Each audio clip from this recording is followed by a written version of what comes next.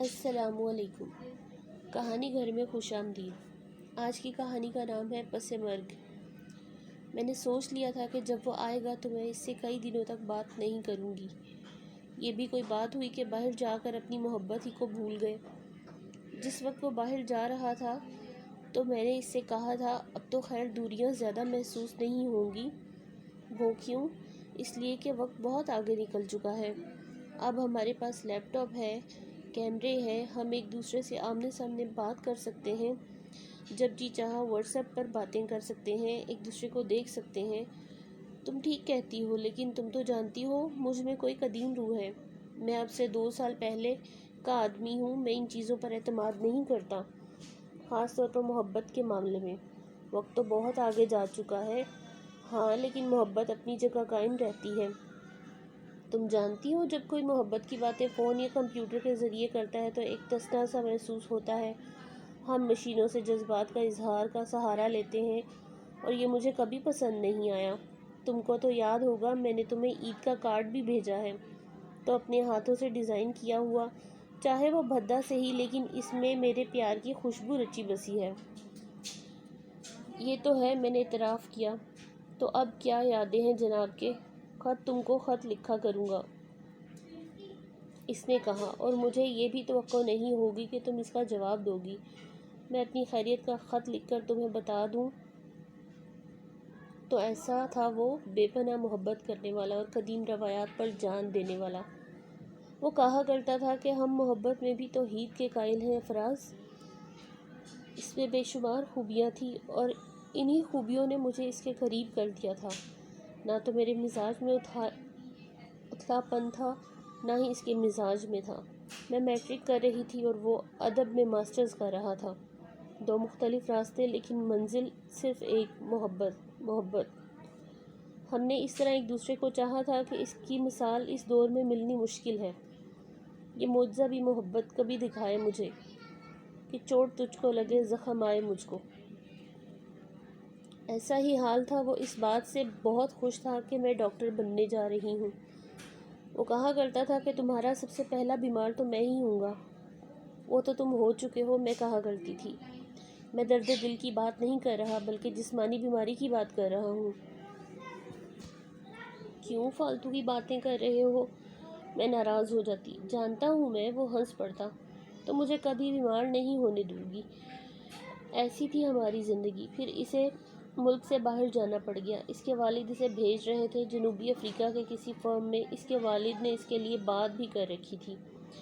جب اس کے جانے کا وقت آیا تو میں اس سے ناراض تھی۔ ساجد، تم جانتے بھی ہو میں تمہارے بغیر رہ نہیں سکتی، پھر بھی جا رہے ہو۔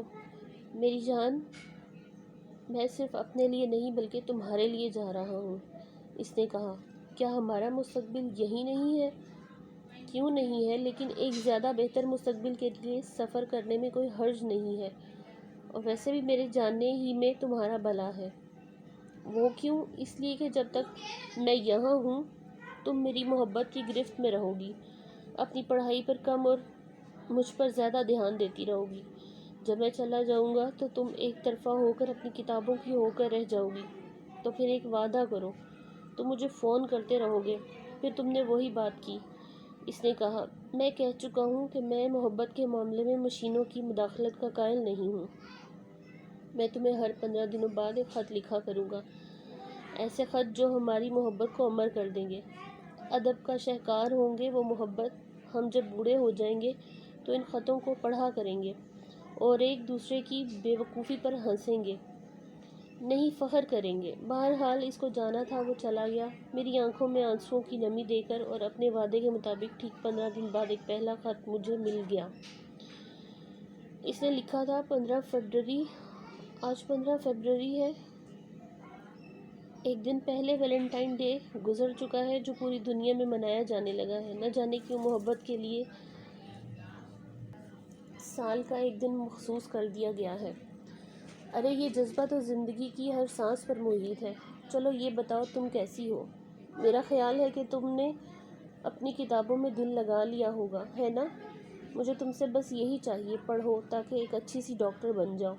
میں یہاں ٹھیک ہوں، ابھی اسٹیل ابھی سیٹل ہونے کی کوشش کر رہا ہوں. کچھ مہربان لوگ مل گئے ہیں جو ہر طرح میری مدد کر رہے ہیں.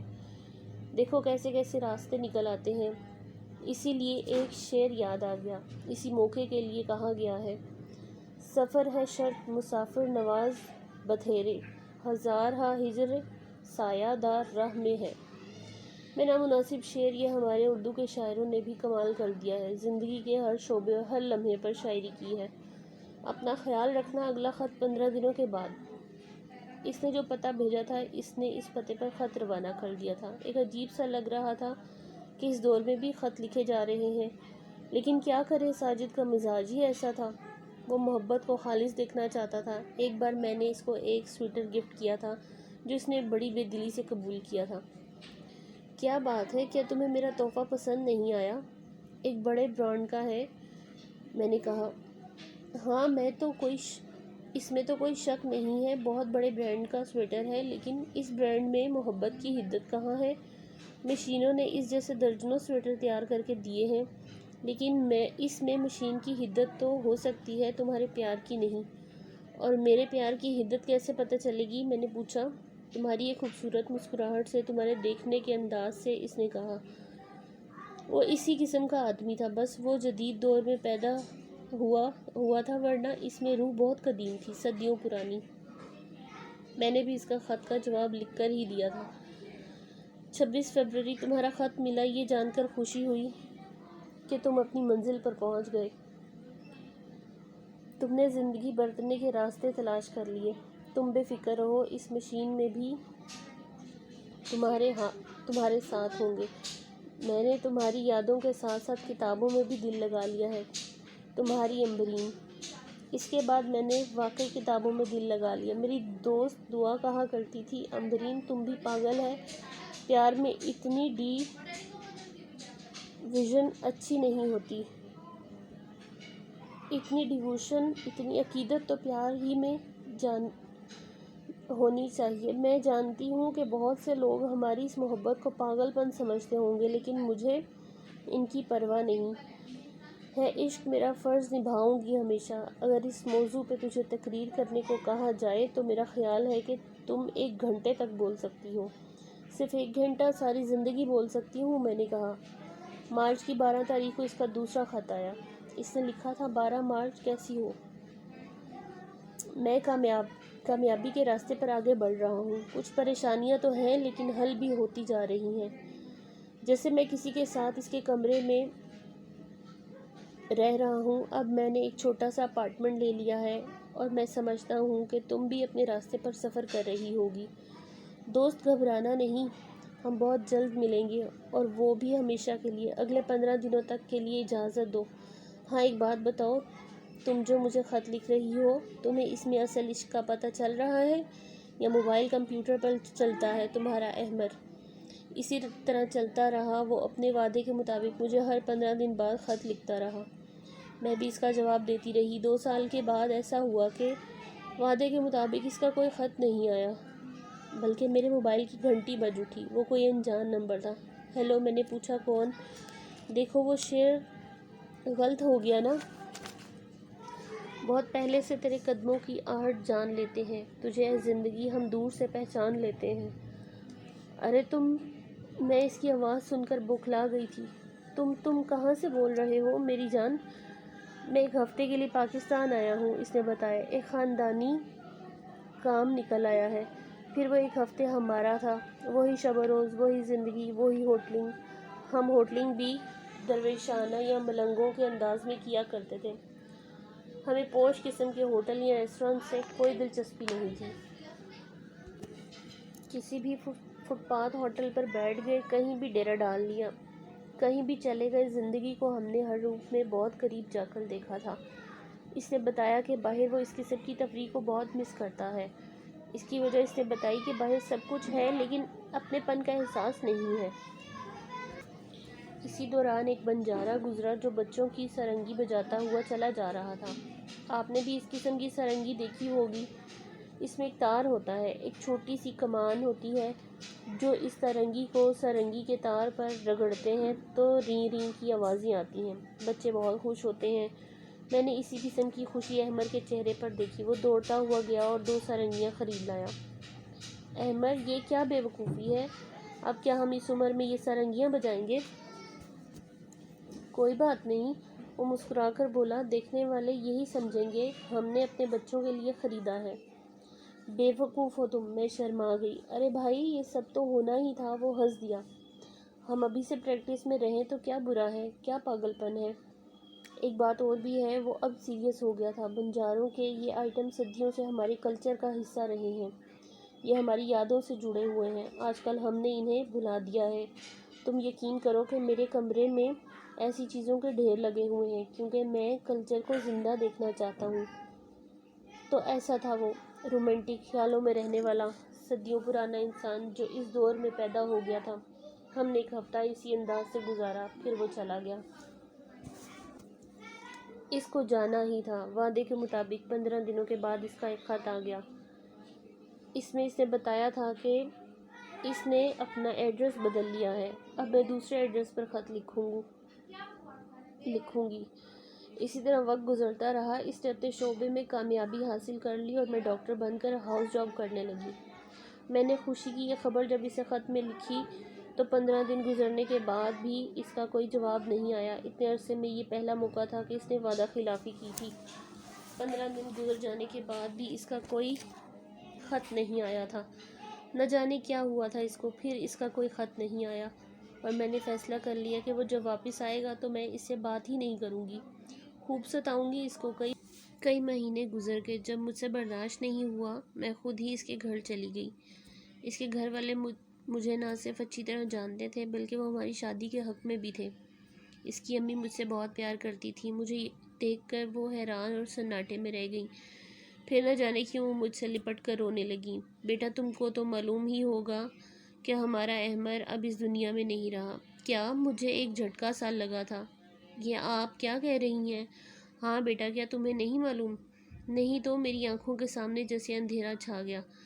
بیٹا، ہم سب اس بات پر حیران تھے کہ تم ہمارے پاس کیوں نہیں آئی۔ وہ تو روٹھ ہی چکا تھا۔ تم نے بھی اس کے جانے کے بعد ہم کو بھلا دیا۔ آنٹی، آپ کیا کہہ رہی ہیں؟ کیوں کہہ رہی ہیں ایسا؟ میں ٹھیک ہی کہہ رہی ہوں بیٹا۔ بیٹے کی موت کے بارے میں کوئی ایسی ویسی بات تو نہیں کرے گا نا؟ لیکن یہ کیسے ہو سکتا ہے؟ میرے پاس تو اس کے خط آتے رہے۔ وہ مجھے اپنے وعدے کے مطابق ہر 15 دنوں کے بعد خط بھیجتا رہا ہے۔ تو مجھے پاگل بنا دو گی؟ اس کی امی نے کہا۔ اس کی موت کو بھی 7-8 مہینے ہو رہے ہیں۔ آنٹی، میری سمجھ میں نہیں آ رہا آپ کیا کہہ رہی ہیں۔ میرے پاس پچھلے 3 مہینوں تک اس کے خط آتے رہے ہیں۔ میں نے بتایا، اگر یقین نہ ہو تو میں وہ خط دکھا سکتی ہوں۔ ہر خط میں وہ تاریخ ضرور لکھتا تھا، اسی لیے میں اتنے کنفرم طور پر یہ بات کہہ رہی ہوں۔ احمر کی امی نے اسی وقت احمر کے والد کو آواز دی۔ وہ چلے آئے۔ ان کے سامنے جب یہ معاملہ رکھا گیا تو وہ بھی حیران رہ گئے۔ بیٹا، یہ کیسے ہو سکتا ہے؟ تم جن تاریخوں کی بات کر رہی ہو، ان تاریخوں میں تو ہمارے احمر کی موت کو 3-4 ماہ گزر چکے تھے۔ انکل، میرے پاس احمر کے خط رکھے ہوئے ہیں۔ میں نے کہا۔ بیٹا چلو، میں تمہارے ساتھ چلتا ہوں۔ یہ ایک عجیب معاملہ ہے۔ اس کا تو ایکسیڈنٹ ہوا تھا۔ میں نے خود اس کی لاش کی تصویریں دیکھی ہیں۔ اس کی تدفین بھی باہر ہی ہوئی ہے۔ وہ بری طرح زخمی ہو کر اسپتال میں پہنچا تھا، اس کے بعد اس کی موت ہوئی۔ کیا آپ لوگ بھی اس کی تدفین میں شریک تھے؟ میں نے پوچھا۔ ہاں، ہم دونوں ہی گئے تھے بیٹا، احمد کی امی نے بتایا۔ میں نے بھی اپنے بچے کا چہرہ دیکھا تھا۔ تو پھر یہ کیسے ممکن ہے؟ میرے پاس اس کے خطوط کیسے آتے رہے؟ بیٹا، تم مجھے اس کے خطوط دکھاؤ۔ میں ان دونوں کو اپنے گھر لے آئی۔ خود میری سمجھ میں نہیں آ رہا تھا کہ یہ کیا سلسلہ ہے۔ اگر وہ مر چکا تھا تو پھر مجھے کس کے خطوط آ رہے تھے؟ احمر کے خطوط دیکھ کر وہ دونوں رونے لگے۔ انہوں نے تصدیق کر دی کہ یہ تحریر اسی کی تھی۔ یہ سارے خط احمر ہی نے لکھے تھے۔ اب ایک بہت بڑا سوال سامنے آ گیا تھا۔ پھر یہ کیسے ممکن تھا کہ احمر اپنی موت کے بعد بھی خط لکھ رہا ہو؟ کئی مہینے گزر گئے۔ میں نے احمر کی خواہش کی تکمیل کر دی۔ میں باقاعدہ ڈاکٹر بن کر اپنا کام کرنے لگی تھی، لیکن وہ خلش ختم ہونے میں نہیں آ رہی تھی۔ پھر ایک دن احمر کی امی کا فون آ گیا۔ وہ مجھے اپنے گھر آنے کا کہہ رہی تھی۔ میں دھڑکتے دل کے ساتھ احمر کے گھر پہنچ گئی۔ ڈرائنگ روم میں ایک نوجوان بیٹھا ہوا تھا۔ اس کا تعارف سلیم کہہ کر کرایا گیا تھا۔ بیٹا، یہ سلیم ہے، احمر کے دوست، احمر کے ابو نے بتایا۔ خدا ان کا بھلا کرے، انہوں نے ہمارے بیٹے کا آخری وقت تک ساتھ دیا ہے۔ یہ فیصل آباد کے رہنے والے ہیں، ہماری الجھنیں دور کرنے کراچی آئے ہیں۔ میں اور احمد بہت دنوں تک ایک کمرہ شیئر کرتے رہے، سلیم نے بتایا۔ اس نے آپ کے بارے میں سب کچھ بتا دیا تھا۔ وہ اس بات پر بہت خوش تھا کہ آپ ڈاکٹر بننے جا رہی ہیں۔ اس نے بہت امیدیں باندھ رکھی تھیں، لیکن یہاں گھر بنوائیں گے، میں کالج میں پڑھایا کروں گا، آپ اپنی پریکٹس کرتی رہیں گی، لیکن کوئی خواب پورا نہیں ہو سکا۔ اس کا ایکسیڈنٹ ہو گیا، وہ اسپتال میں پڑا رہا، اسے یقین ہو گیا تھا کہ وہ اب زندہ نہیں رہ سکے گا۔ ایک دن جب اس کی طبیعت کچھ سنبھلی ہوئی تھی تو اس نے ایک ساتھ کئی خط آپ کے لیے لکھ کر ان پر مختلف تاریخیں ڈال دیں۔ ہر تاریخ 15 دن کے بعد کی تھی۔ اس نے مجھ سے یہ درخواست کی تھی کہ میں ہر 15 دنوں بعد یہ خط پوسٹ کر دیا کروں۔ اس کا کہنا تھا کہ اگر آپ کو مقررہ تاریخ پر خط نہیں ملے گا تو آپ ڈسٹرب ہو جائیں گی اور اپنی تعلیم پر دھیان نہیں دیں گی۔ وہ خط مجھ سے کچھ بولا نہیں جا رہا تھا، میں رو رہی تھی۔ ہاں، وہ سارے خطوط میں نے ہی پوسٹ کیے تھے، اس نے بتایا۔ اس کی بس ایک ہی خواہش تھی کہ آپ ڈاکٹر بن جائیں۔ میں رو رہی تھی، احمد کی ماں باپ بھی رو رہے تھے۔ احمد کے خطوط کا معمہ حل ہو گیا تھا۔